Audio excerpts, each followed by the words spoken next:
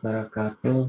Selamat pagi. Waalaikumsalam warahmatullahi wabarakatuh. Waalaikumsalam warahmatullahi. Ya, selamat pagi. Yang saya hormati dan saya kangenin ya, kayaknya udah lama nggak ketemu. Gus Lutfil, walaupun kita sering meeting, cuman kita jarang ketemu, dan dari beliaulah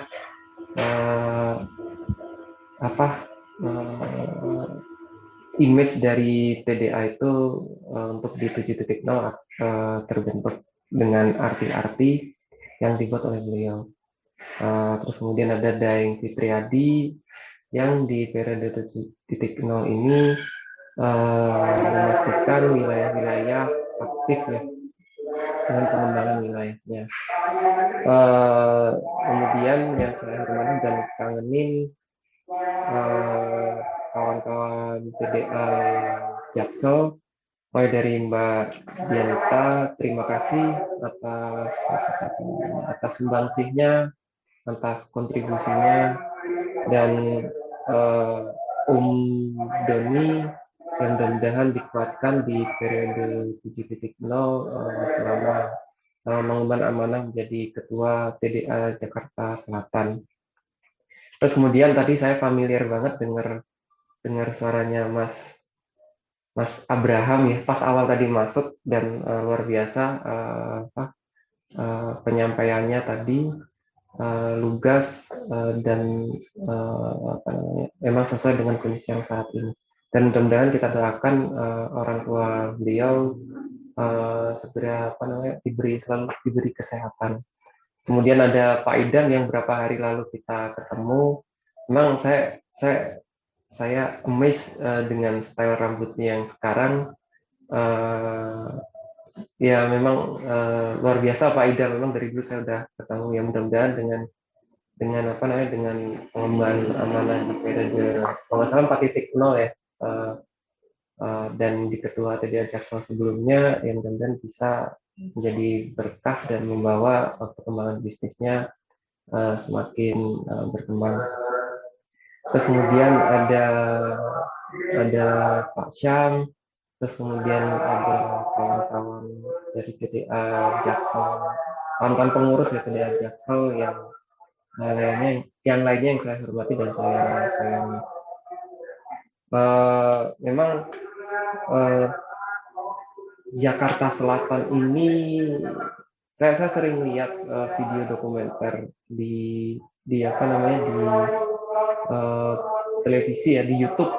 Ini mohon maaf suaranya agak berbarengan dengan pengumuman vaksinasi di komplek, jadi agak sedikit bising. Jadi Jaksel mempunyai ciri khas budaya sendiri di Jakarta gitu ya, dan ada bahasa Jaksel, jadi bahasa mempunyai ciri khas sendiri di Jakarta Selatan. Terus kemudian dengan Sertina ini kalau saya melihat well prepare banget ya, pengurusnya luar biasa, dan saya memberikan applause ya buat kawan-kawan pengurus yang berada sekarang dengan Sertina yang sampai dengan virtual background-nya pun dipersiapkan gitu. Dan tentunya mungkin kawan-kawan sudah tahu atau mungkin belum tahu bahwa sebenarnya kantor TDA nasional itu ada di Jakarta Selatan,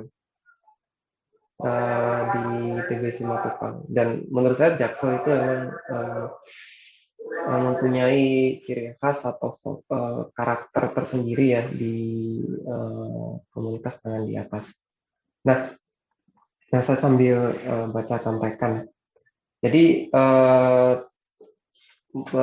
tadi seperti Mbak Dianita tadi berkaca-kaca ketika menyampaikan sambutan, sebenarnya seperti itulah TDA. TDA itu bukan hanya organisasi, bukan hanya sekedar komunitas, tapi TDA itu rumah kita bersama.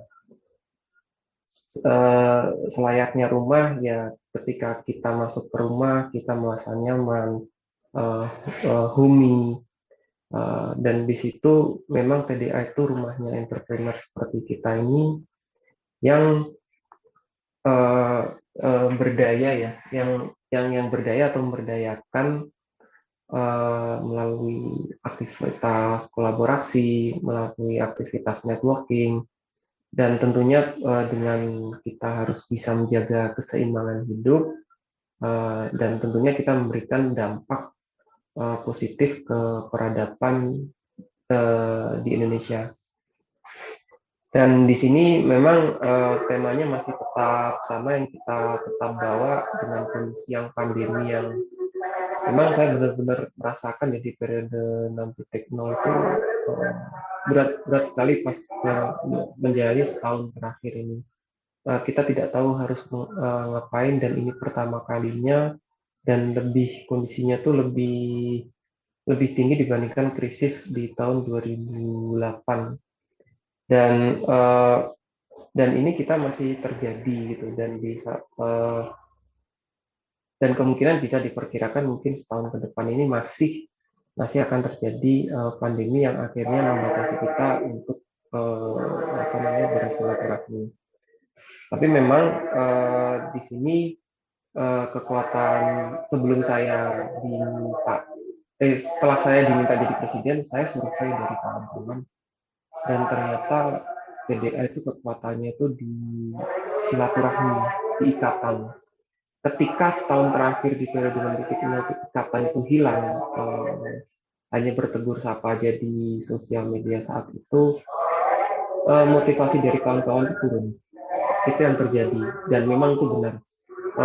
Kemudian saya mencoba melakukan survei-survei dari kawan-kawan yang ini ada kawan-kawan yang di beberapa TDA Bali, TDA Bandung, kemudian beberapa TDA yang lainnya itu ada beberapa motivasinya itu tetap stay masih bisa bertahan gitu.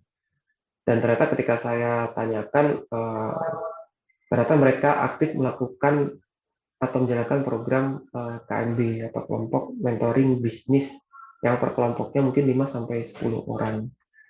Dan di sini ternyata ya seperti itulah kekuatan dari ikatan, walaupun memang ada juga yang sampai mentornya itu tidak ahli, bukan ahli ya, mungkin level bisnisnya mungkin setara mungkin sama menti-mentinya atau murid-muridnya, tapi itu memberikan dampak yang cukup signifikan, terutama di motivasi. Memang kita untuk tahun depan pun di bisnis kita tidak bisa membuat rencana, apalagi emang Juni kita sudah optimis nih, wah ini sudah mulai turun, kita siap-siap tancap gas, ternyata gelombang kedua datang gitu ya. Dan ini memberikan sebuah perubahan rencana lagi yang akan kita harus revisi. Dan sini memang agar itu kita bisa bertahan, kita perkuat dengan ikatan melalui silaturahmi yang sekarang kita bisa lakukan, yaitu online.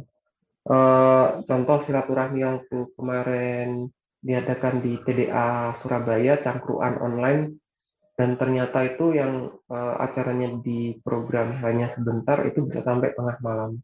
Dan begitu kangennya kawan-kawan, begitu rindunya kawan-kawan untuk saling berbagi atau berkomunikasi antar satu sama lain. Dan saya berharap nanti di TDA Jaksel dengan masih terjadinya pandemi ini, tetap dikuatkan ikatan antar membernya, yang itu yang bisa menguatkan kita di kondisi yang saat ini, yang akhirnya membawa kita di bisnisnya itu bisa bertahan terutama.